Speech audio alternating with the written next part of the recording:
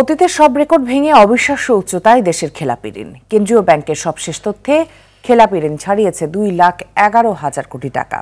এর মধ্যে কেবল চলতি বছরের জানুয়ারি থেকে জুন এই 6 মাসেই বেড়েছে 66,000 কোটি। বিশ্লেষকরা বলছেন, শেখ হাসিনা সরকারের কর্তা ব্যক্তি ও সহযোগীদের সীমাহীন লুটপাটই খেলাপি ঋণ বৃদ্ধির প্রধান কারণ। সেলিম মালিকের রিপোর্ট। কোয়ালিটি সম্পন্ন আন্তর্জাতিক মানের still bar CSRM, committed for better still.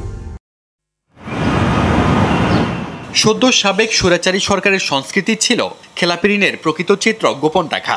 তবে তা থেকে বেরিয়ে এসেছে অন্তর্বর্তীকালীন সরকার। কেন্দ্রীয় ব্যাংকের পরিসংখ্যান বলছে, শেখ হাসিনা সরকার ও ঋণ খেলাপিরা গত 16 বছর চলেছে অনেকটাই হাতে হাত রেখে।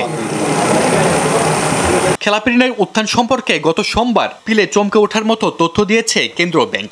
সংস্থাটি বলছে, জুন মাস শেষে মোট বিতরণ করা ঋণের পরিমাণ দাঁড়িয়েছে 16,83,396 কোটি টাকা। এর মধ্যে খেলাপি ঋণ 2,11,391 কোটি, অর্থাৎ মোট ঋণের 12.56% খেলাপি। এর মধ্যে চলতি বছরের প্রথম 6 মাসে খেলাপি ঋণ বেড়েছে 66,000 কোটি টাকা। 2015 সালে যখন নাকি বড় বড় ঋণগুলো রিস্ট্রাকচার করা হয়, তখন একটা কথা ছিল যে এই ঋণগুলো ভবিষ্যতে আর কোনো ধরনের সুবিধা তাদেরকে প্রদান করা হবে না। কিন্তু তার কয়েকদিন পরেই তো আবার নতুন গভর্নমেন্ট আসলো।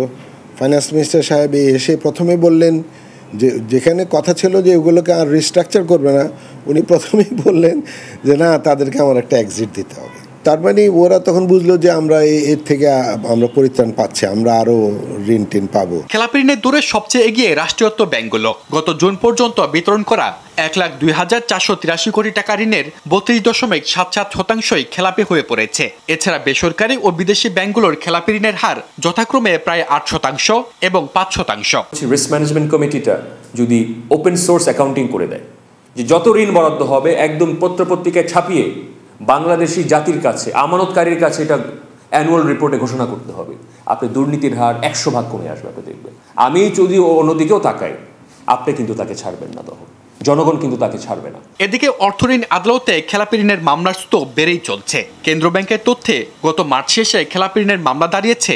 2,07,593টি, আর এসব মামলায় আটকে আছে 2,36,489 কোটি টাকা। ঋণ খেলাপির সৃষ্টি ব্যাংক নিজেই করে, যে ঋণটাই এমনভাবে দেওয়া হয়েছে যাতে এটা খেলাপি হয়। আর শেষে কিভাবে করে, যে যাতে লোকটা ঋণটা পরিশোধ করতে না পারে। কেন্দ্রীয় ব্যাংক বলছে, শুধু শেখ হাসিনা সরকারের 15 বছরে খেলাপি ঋণ বেড়েছে 1,88,910 কোটি টাকা, যার বড় অংশই আদায় অযোগ্য। সেলিম মালিক, RTV, ঢাকা।